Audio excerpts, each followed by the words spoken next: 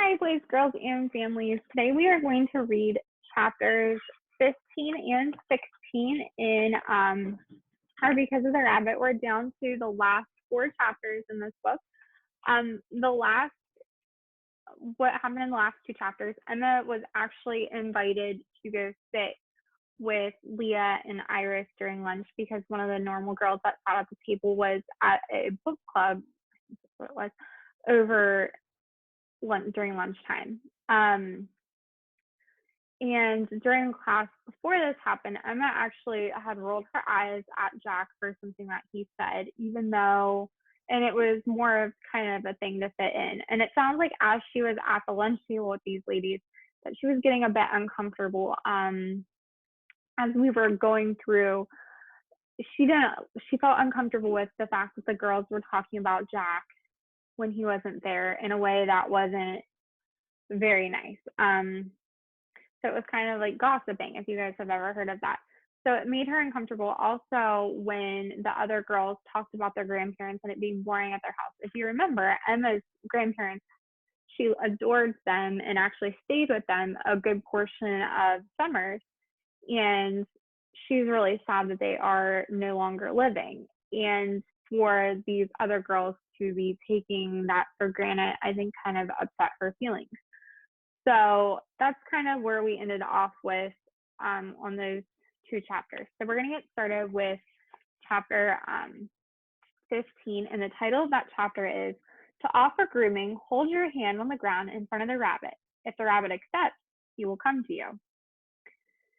Scared had been training in secret. She was miles ahead with excited nowhere in sight. More than anything, I wish school were over and I could go to my room, close the door with Loppy, and never come out. It was so unfair. Loppy could have died if Dad and I hadn't rescued him, and he loved me now. The girls kept talking as they ate their lunch, but I hid the rest of the pickles in the napkin. I didn't even care about pretending I liked them anymore. How could this have happened? I pushed the worry that Loppy might belong to someone else far in the background, and the idea of coming home from school without Loppy made me want to cry. Maybe the Abbotts hadn't loved him very much. Maybe they'd been so mean to him that he'd run away. And even if they had loved him, Iris said the posters were down, so they must have given up on finding him. Maybe they had a new rabbit by now. When lunch was finally over, I told Leah I'd catch up to them at recess and went into the girls' bathroom near my classroom to pull myself together. There were other girls in the school, but I just wanted something familiar, even if it was a longer walk. I'd hoped to have the bathroom to myself, but there was another girl washing her hands. I picked a sink close to the door and didn't look at her. I didn't know what to do. I'd only agreed to give Loppy back if the shelter called. I'd never agreed to go looking for his owner. But a small, whiny, know-it-all voice inside me whispered, but it's not right to keep him if he doesn't belong to you. Time for recess. In the mirror, I saw Jack in the doorway waiting for me. All I wanted was a moment to myself to figure out what to do. But there was nowhere to be by yourself at a school, not even in the bathroom. Not now, I snapped. Can't you see I'm in the girls' room? Hurt jumped into Jack's eyes. At once, I knew I'd made a mistake. I hadn't meant to yell. It just came out that way. As he turned and ran, all my words exploded out in me. Wait. In the hallway, I saw Jack disappear into our classroom. We weren't supposed to be in there at recess, but I didn't care. Even if I got in trouble, nothing could be worse than how I felt already. When I stepped inside, the classroom looked empty. Jack wouldn't climb out of a window, would he? Then I saw his sneakers sticking out from under the big long table in front of Miss Hutton's fabulous fifth graders bulletin board. I crawled under the table with him. Jack's face was buried in his arms across his knees. I'm so sorry, I said. I just needed to be alone for a minute. Jack didn't lift his head. We sat in silence, just the sound of the clock ticking and the muffled voices of kids going outside. All morning, I wished the clock would go faster, but now I didn't want those hands to move at all. In fact, I wish I could go back to the night before school started, before I realized how hard it was going to be. Back when Loppy was just mine and anything seemed possible. But I guess anything includes the bad things too. Something horrible happened at lunch, I said quietly. But no matter how awful I feel, it wasn't right that I took it out on you. It wasn't right, Jack echoed in his arms. I felt ashamed that I had yelled at him and hurt his feelings. Jack had sat with me when I didn't have anyone. He voted for my idea against Iris. I told him things I wouldn't tell anyone else, including one of Peppere's stories. And I rolled my eyes and yelled at him. So what if Jack wasn't exactly like everyone else? I wasn't either. If Pepper were here, I knew what story he'd tell me. It'd always been one of my favorites, but I understood it in a new way today. Can I tell you a story? I asked. It's about the day when Sir Lathan tried to be like Madame Satel, the nuthatch. Why? Jack looked asked into his arms. A nuthatch is a bird. I wasn't sure if the why part went with "Can I tell you a story?" or Mansoor Lathan wanting to be a nuthatch, but I answered the last one because nuthatches can climb up and down tree trunks and peck out tasty bugs. Jack lifted his head. Rabbits are herbivores. I nodded. Sure, true, but Mansoor Lathan had a rabbit magic. Remember, anything is possible. Yes, Jack said slowly, not sounding completely convinced. I kept going anyway. So it happened once that Mansoor Lathan decided that he'd climb a tree and get some tasty bugs to show Madame Satel that he could do anything she could.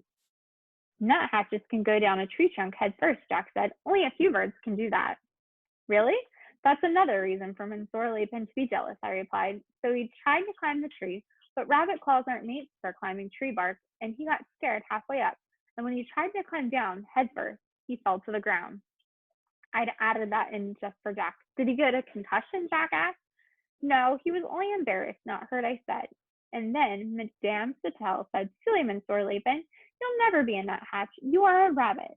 Then she flew up into the trees and climbed down the tree trunk head first with food to share with him. They ate it together as friends. So it was, I looked at Jack. That is one of my favorite stories. I think it means that a real friend will like you for you, and even if you aren't exactly alike about everything, that's okay. I gave a small shrug. It gives you something to need from each other. Sometimes I have to be Emma Nuthatch, Jack said. I smiled the first real smile since lunch. That wasn't what I was planning to say, but it worked. And you are Jack Rabbit, I replied. We stayed under the table so long that my legs ached and I heard the kids coming in from recess. I couldn't move though, not yet. I felt safe under there, and when I crawled out, that safe feeling would be over. I'd have to deal with the napkin in my pocket.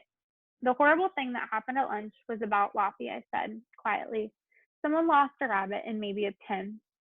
Jack stared at me. Maybe a 10? I nodded, tears filling my eyes. I'm scared to find out if Loppy belongs to the other family. I have to call them, and I don't know what to say. Jack crawled out from under the table. Where was he going? Didn't he hear what I said? Now I was all alone. Then I heard Jack ripping pages from his notebook. What are you doing? I asked, coming out from under the table. Cue cards, he replied. Jack handed me a pencil. As I wrote, my hand shook so hard I didn't even look like my handwriting. Hello, my name is Emma and I found a rabbit. And that is it for chapter number 15. Chapter 16, A Rabbit Will Grieve the Loss of a Mate.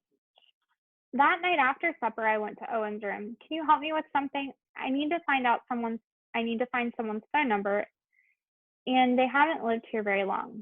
He looked up from his homework. Can't you just ask them? I shook my head. Please don't ask me any more questions. Okay, well, if they have a landline, we can probably look it up online. For once, I was glad for the miserable cell phone service in the mountains. People still had landlines at home because they were more predictable. As Owen opened his laptop, I pulled the napkin out of my pocket. All I have is the last name and the street they live on. I tried to act normal, though my insides were exploding into sharp pieces. They moved here over the summer. Owen looked at the napkin. What's this about, Em? I swallowed hard. It's just something that came up at school. I need to ask a question. It was pretty clear that I wasn't telling him everything, but telling the truth isn't always the simplest two truths in a lie. Sometimes the whole truth is just too much to say at once. I might even be able to find out a first name for you, Owen said. No guarantees, though. That's okay, I said quickly. If you give me the phone number, I'll take it from there. While Owen searched online, I looked around me. His room had changed, but he still had a Lego boat we built together on his shelf. It made me happy to see it there, like maybe he still cared about it. I wished I thought to show it to Jack. He probably would have liked it, even though it wasn't as impressive as his dinosaur skeleton. Maybe could invite him over again, but if I did, what would it mean? Working on an assignment together was one thing, but hanging out was another, and schools seemed to have a lot of social rules that I didn't know.